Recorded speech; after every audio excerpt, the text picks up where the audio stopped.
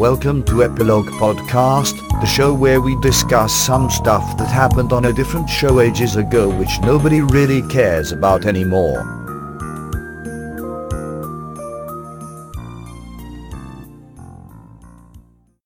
Hello, I'm Portponky. And I'm LeBloc. Today we're discussing Deep Space Nine, Season 2, Episode 1, The Homecoming. In this episode, Kira rescues a Bajoran war hero from a Cardassian prison camp so that he can help strengthen or unite the provisional government of Bajor. He turns out to not be all that, which he admits to Cisco, but he's assigned to replace Kira. Meanwhile, Deep Space Nine crew feel pressure from an extremist group called the Circle. So, what did you think of this Season 2 opener? I thought it was alright. Nothing special or flashy, but it worked well to get us back into the groove of Deep Space Nining. Yes, because we had to wait all year for the new season to premiere. Such a long wait. Oh, no, wait. It premiered 20 odd years ago. So, we're actually recording this just a few days after the last one. Shh, you're ruining the mystery.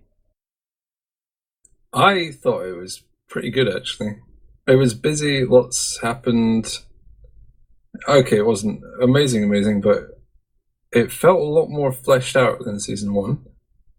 Yeah, the complications escalated well, and there was tension. It was pretty good.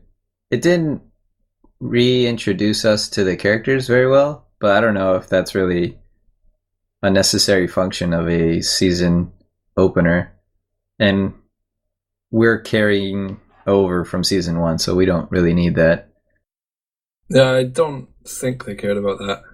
Dax certainly didn't mention that she was 300 years old.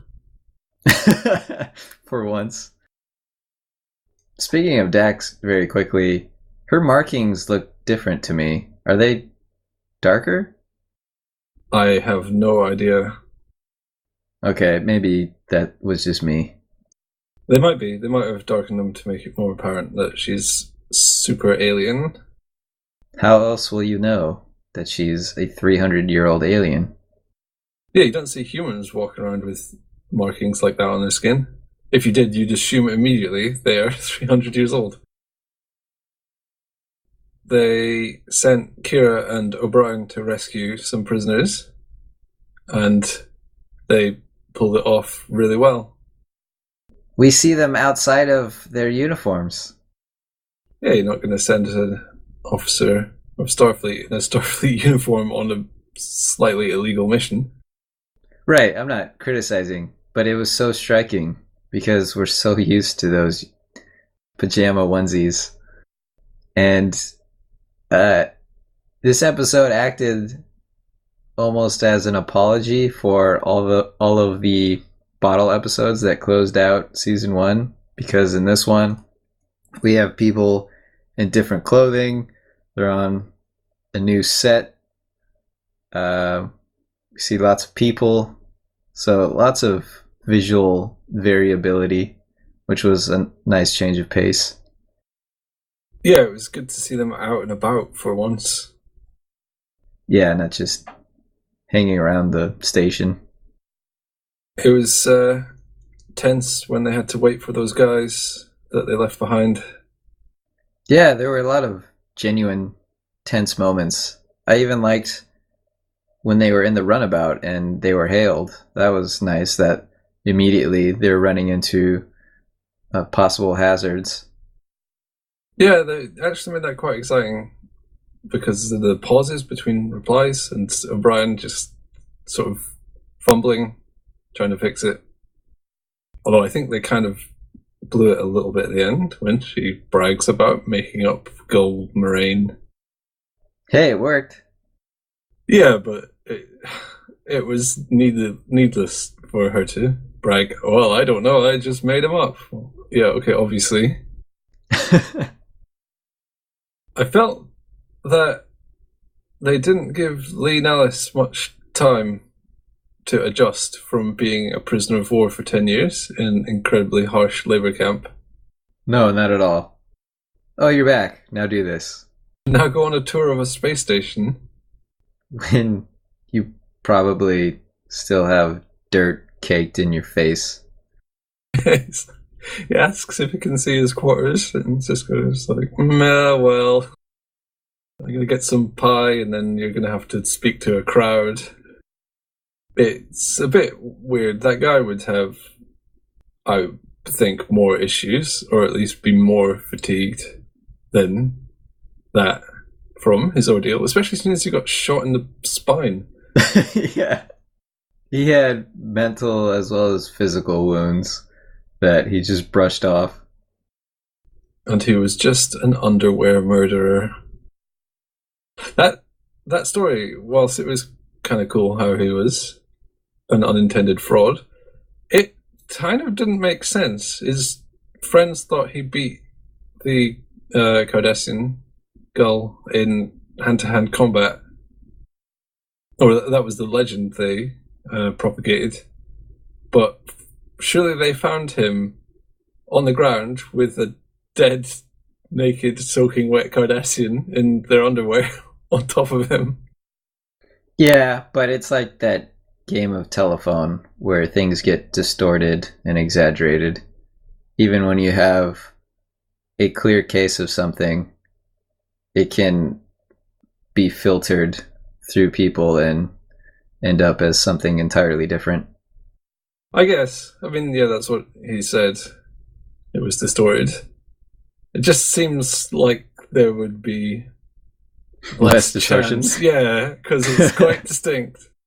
Oh, we found him with girl such and such in his underwear, soaking wet and dead. Well, you could say the same about the JFK assassination. Could you?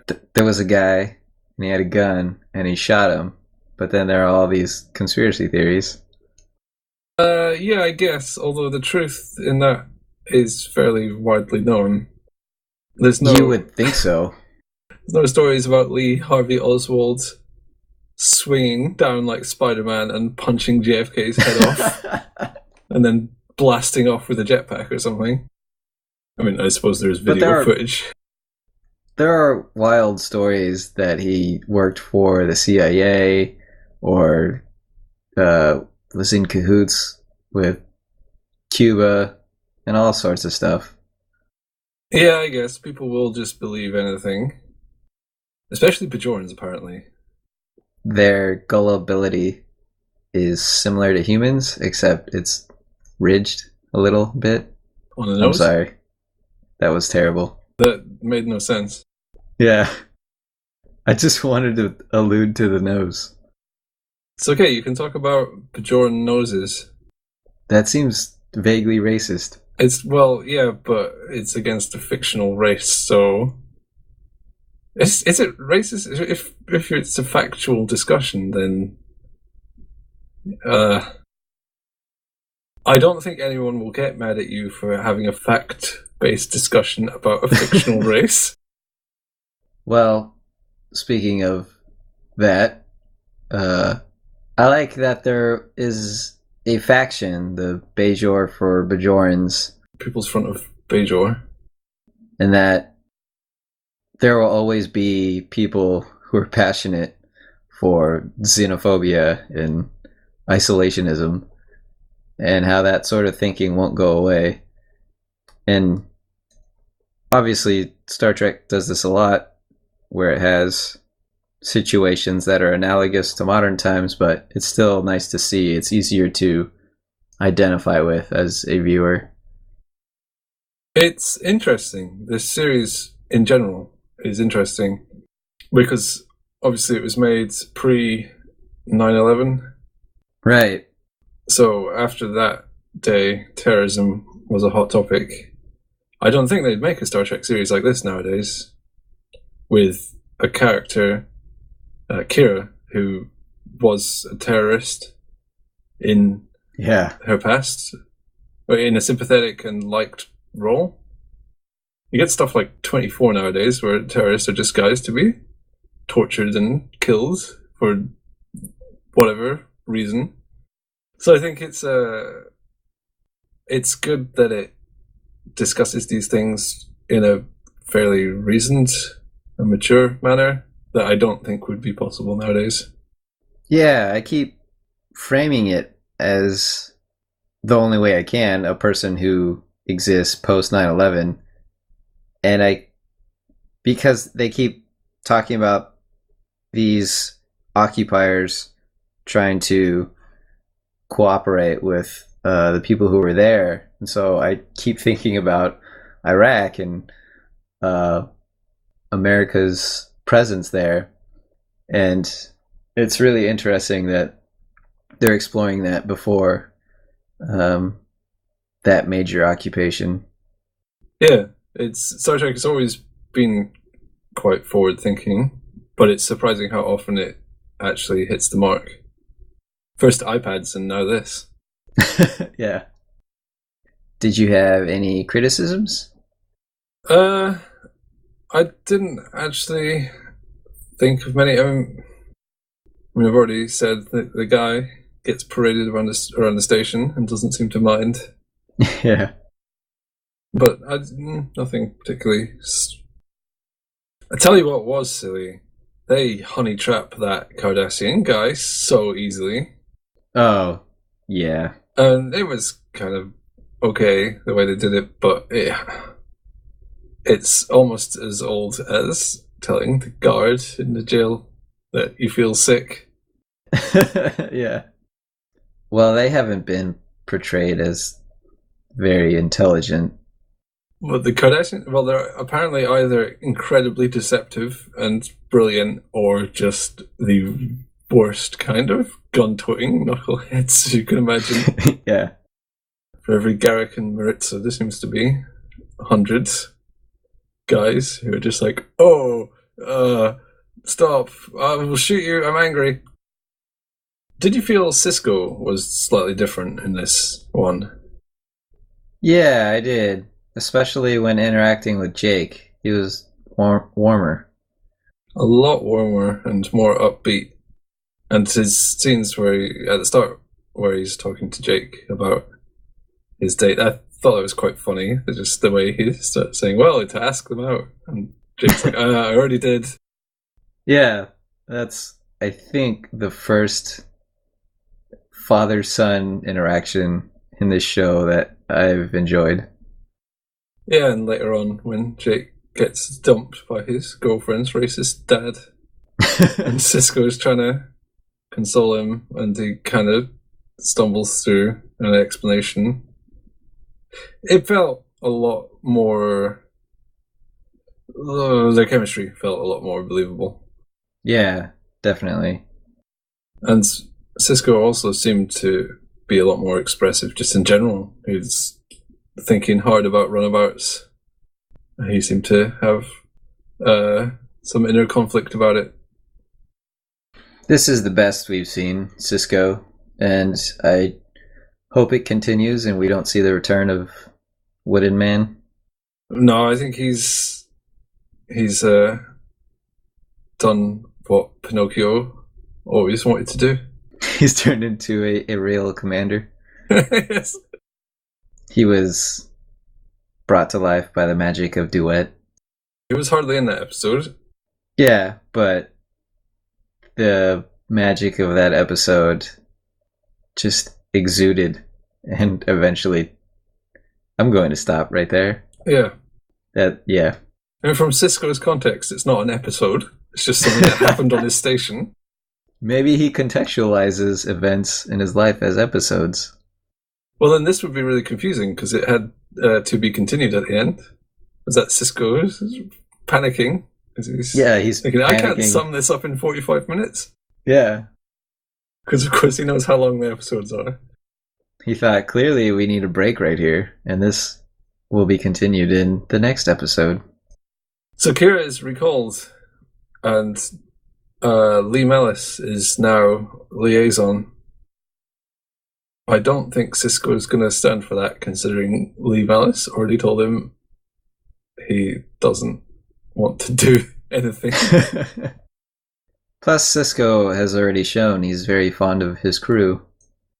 Yeah, although if you were in an organization and there was a reshuffling of roles, you'd deal with it. I don't know. Cisco was willing to bury evidence that Dax was a murderer in order to keep her in her job. I guess. It doesn't seem rational, though. People would want to be transferred and leave, get new jobs. New people would replace them. He's not just going to constantly track them down and drag them back, is he? Yes, he has to. Otherwise, it ruins the continuity of the episodes in his mind. Oh, God. It's weird. I guess they have to play that off because Kira is a main cast member, so they're not going to just ditch her. Or if they would, it would be the end of the season, not the start. Oh no, they might do it at the start. That would make sense. Well, yeah, they could do it at the start. Maybe she didn't want to... If we didn't know anything about the contracts, maybe she didn't want to renew, and she said, I'll do 2 episodes or something. Yeah, I guess characters are probably most vulnerable at the start or end of a season. Quark got his head branded, which was pointless because they can fix it really easily. Yeah, which removes any sort of weight. Unless he moves. Yeah. Although, considering the quality of the fix and how little time it took, I don't think there was any real risk of it being permanent. Yeah, that was more about Bashir exerting control. Or trying to. Yeah. Trying to have the illusion of control. So it's odd that they branded him rather than just kicking him in and spray painting something. Maybe they're not aware of the technology? Well, that would fit. Often extremely xenophobic people are very stupid. Yeah, they're allergic to knowledge. It was a shame for Quark, and odd because he didn't seem to be involved in any of this stuff. Yeah, of all the people to brand, why choose Quark? Maybe he's an easy target? Oh, he's definitely an easy target. He had a rule of acquisition as well. He did, and it was a good one. I enjoyed the confusion it caused Odo. Number 76. Every once in a while, declare peace. It confuses the hell out of your enemies. Do you think that's good advice? I think more or less all of the rules of acquisition are good advice. Yeah, the ones we've seen so far have been pretty sound. This one included. It's a lot better than the thing about bathtubs and shoes.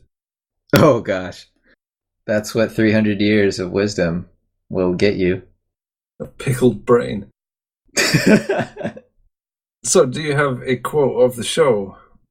I do. Legends are as powerful as any truth. I guess that's very pertinent from a TV show, because a lot of people watch TV shows to get their emotions flared up. Yeah, and get invested in them. And we talked about how this episode had tense scenes. It's people saying words that other people wrote about nonsense, but it's still tense. Yeah, and look what happened to the History Channel. It used to be all info about basically Hitler. World War II, yeah.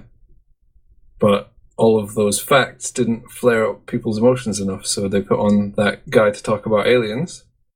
Yeah, everyone got Hitler fatigue. Oh, not Hitler fatigue. That's... You need a... You need an ointment for that. Yes. It's an epidemic. It's really sad. Hitler fatigue. I don't know what to say about this. There's not a lot of awareness for Hitler fatigue. Yeah. So Maybe we it's should good move that on. we're mentioning it. Move on But from yes. Hitler fatigue. But I have Hitler fatigue now. Oh, God. Okay, I think I have podcast fatigue. All right, to be continued. Very much so. Bye for now.